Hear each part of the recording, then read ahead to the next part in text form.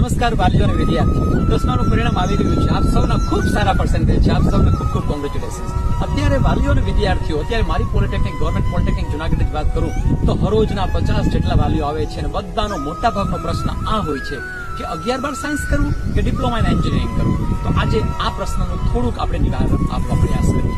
જો મિત્રો 11-12 સાયન્સ એક થકાવી દેનાર લાંબી પ્રોસેસ છે, 2 વર્ષ.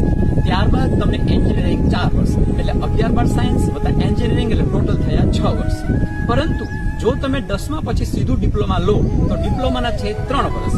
તો તમને D2Dમાં સીધા ડિપ્લોમાથી ડિગ્રીમાં જવામાં બીજા 3 વર્ષ. એટલે તમારે bachelor of engineering, it may be electrical, mechanical, science, computer, chemical, ગમે તમારી પસંદગીની શાખા હોઈ શકે છે. 11-12 સાયન્સ મારફત જાઓ તો પણ 6 વર્ષ છે અને ડિપ્લોમા વાળી ચેનલમાં જાઓ તો પણ 6 વર્ષ છે. પરંતુ ડિપ્લોમા વાળી ચેનલમાં ફાયદો શું છે? ડિપ્લોમા વાળી ચેનલમાં ફાયદો એ છે કે તમારે ડિપ્લોમાની અંદર 11-12 સાયન્સમાં જે તનતોડ મહેનત વત્તા મા બાપને આર્થિક રીતે ખૂબ જ માનો કે પરેશાન કરી નાખે એટલો ખર્ચ, તો અતિમ ખર્ચ આવે છે એ ડિપ્લોમામાં આવતો નથી. ડિપ્લોમાની અંદર તમને આરામથી કોઈ પણ સારી સરકારી પોલિટેકનિકની અંદર મળી જાય તો એમાં ડિપ્લોમા કરી લો. ડિપ્લોમાના આધારે તમને આરામથી D2Dમાં સારામાં સારી એન્જિનિયરિંગ કોલેજની અંદર એડમિશન મળી જ શકે છે. અને મોટાભાગના કેસીસમાં જે લોકો ડિગ્રી એન્જિનિયરિંગ કરવા ચાહે છે એને મળી રહે છે.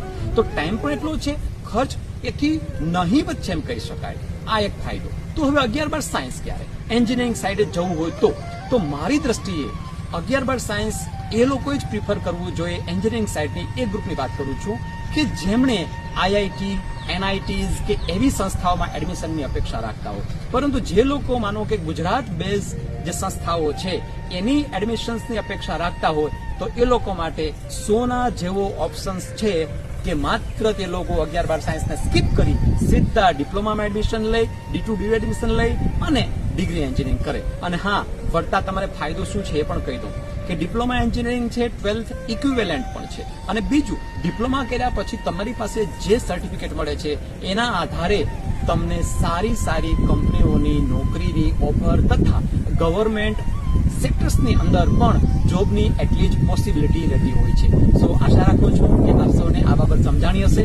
છતાં શોર્ટમાં કહું તો જો તમને IIT, NIT ની અપેક્ષા ના હોય અથવા આપણું એટલું કેલિબર ના હોય અથવા આર્થિક રીતે આપણે સક્ષમ ના હોઈએ તો એન્જિનિયરિંગ સાઇડ જવા માટે 11-12 સાયન્સ કરતા ડિપ્લોમા વાળી ચેનલ D2D પસંદ કરવી હંમેશા હિતાવહ છે. મારું નામ Ranjit Parmar, government polytechnic Junagadh, electrical department. Thank you.